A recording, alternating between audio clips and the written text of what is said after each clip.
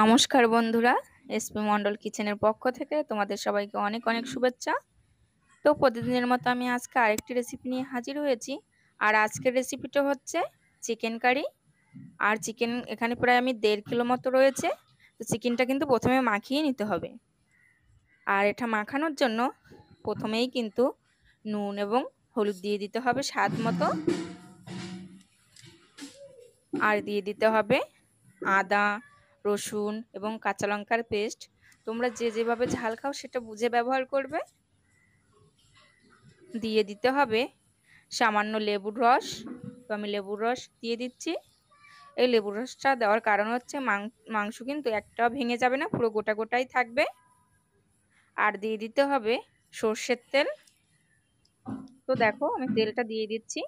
আর এটা দেওয়ার পরে কিন্তু খুব ভালো করে মেখে নিতে হবে। তাহলে চলো খুব ভালো করে মেখে নিই। তো আমি খুব ভালো করে মেখে নিয়েছি। আর এটা মেখে প্রায় 30 মিনিট মতো রেখে দিতে হবে। তাহলে আমি একটা থালা দিয়ে ঢেকে রাখছি 30 মিনিটের মতো। আর এইদিকে দেখো কয়েকটা আলু কেটে নিয়েছি ডুমো ডুমো করে। একটা আলু থেকে আমি দুভাগ করেছি, মাঝারি আলু থেকে। তো এটা ভেজে নিতে হবে। আর এটা ভাজার জন্য আমি উনানে একটা কড়াই গরম করতে দিয়েছিলাম। কড়াইটা গরম হয়ে গেছে। আর কড়াইটা যখন গরম হয়ে যাবে তখন দিয়ে দিতে হবে সর্ষের তেল। আর তেলটা দেখো দিয়ে দিয়েছি। তেলটা যখন গরম হয়ে যাবে ঠিক তখনই কিন্তু আলু ভাজার জন্য দিয়ে দিতে হবে। তো আমি সব আলুগুলো দিয়ে দিচ্ছি। দেখো সব আলুগুলো কিন্তু দেওয়া হয়ে গেছে। এবার দিয়ে দিতে হবে স্বাদ মতো নুন এবং হলুদ। তো সেটাও দিয়ে দিয়েছি। এবারে এটা খুব ভালো করে ভেজে নিতে হবে। তো আমি ভেজে নিচ্ছি, একটু লালচে করেই কিন্তু ভাজতে হবে। তো দেখো সব আলুগুলো কিন্তু লাল লাল করে ভাজা হয়ে গেছে। আর লাল লাল করে ভাজা হয়ে গেলে নামিয়ে নিতে হবে। তো আমি একটা গামলায় দেখো আলুগুলো নামিয়ে নিয়েছি। আর এইদিকে যে আলু ভাজার তেলটা রয়েছে ওই তেলেই কিন্তু মাংসটা রান্না হবে। আর এই গরম তেলে দিয়ে দিতে হবে শুকনো লঙ্কা এবং তেজপাতা। এটা দিয়ে কিন্তু কিছুক্ষণ ভেজে নিতে হবে। তো কিছুক্ষণ ভেজে নিচ্ছি। কিছুক্ষণ ভাজা হয়ে গেলে যখন একটা লালচে ভাব ধরবে শুকনো লঙ্কা এবং তেজপাতায়, ঠিক তখনই দিয়ে দিতে হবে দারচিনি, এলাচ এবং লবঙ্গ। তো এটাও দিয়ে দিয়েছি। এটা দিয়ে আবার কিছুক্ষণ ভেজে নিতে হবে। তো ভেজে নিচ্ছি। কিছুক্ষণ এইভাবে ভেজে নেওয়ার পর এর সাথে কিন্তু অ্যাড করে দিতে হবে জিরে। তো আমি সামান্য পরিমাণে জিরে নিয়েছি। তো এই জিরেটা দিয়ে দিচ্ছি। আর এটা গোটা জিরে, আর গোটা জিরেই কিন্তু ব্যবহার করতে হবে। তো আমি সব যে মশলাগুলো ব্যবহার করব গোটা সেগুলো দিয়ে দিয়েছি। এটা ভাজা হয়ে গেছে লাল লাল করে। এবারে দিয়ে দিতে হবে পেঁয়াজ কুচি। আর পেঁয়াজ কুচিটা দিয়েও কিন্তু একটু বাদামি করে ভেজে নিতে হবে। তাহলে চলো ভেজে নিই। এইদিকে দেখো পেঁয়াজটা কিন্তু বেশ লাল লাল করে ভাজা হয়ে গেছে। আর এরকম একটু বাদামি করে ভাজা হয়ে গেলে দিয়ে দিতে হবে টমেটো কুচি। আর এই টমেটো কুচিটা দিয়েও কিন্তু বেশ কিছুক্ষণ ভেজে নিতে হবে যাতে টমেটোটা গলে যায়। আর দেখো এদিকে কিন্তু টমেটোটা গলে গিয়েছে। আর পেঁয়াজটাও কিন্তু এর সাথে আর একটু ভাজা হয়ে গেছে। তো এটা কিন্তু ভাজা হয়ে গেছে। এবারে দিয়ে দিতে হবে মেখে রাখা মাংসগুলো। তো আমি দেখো এদিকে মেখে রাখা মাংসগুলো দিয়ে দিয়েছি। এবারে এই মাংসগুলো দিয়ে খুব ভালো করে কিন্তু কষিয়ে নিতে হবে।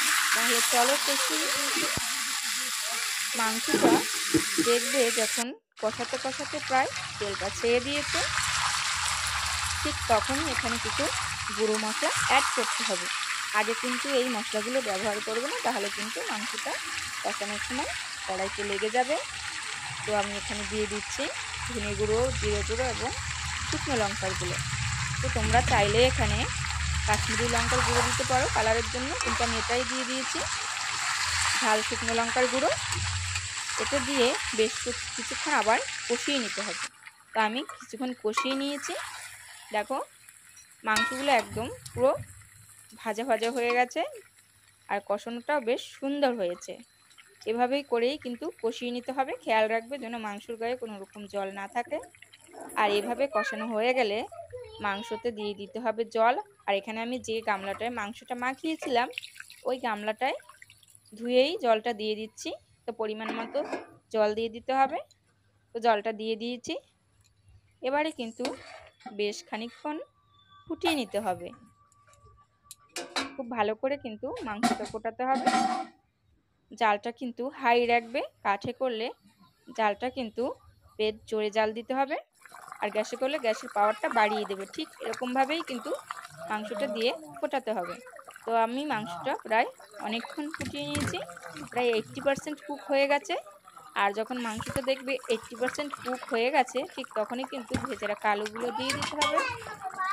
তো আমি এখানে দেখো আলুগুলো দিয়ে দিয়েছি, আর এই আলুগুলো দিয়ে কিন্তু আরও বেশ খানিকক্ষণ ফুটিয়ে নিতে হবে।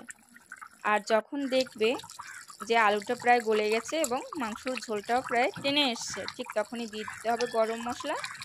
আর এই গরম মশলাটা দিয়ে ভালো করে একটু নেড়ে প্রায় 2-3 মিনিটের মতো ফুটিয়ে নিতে হবে।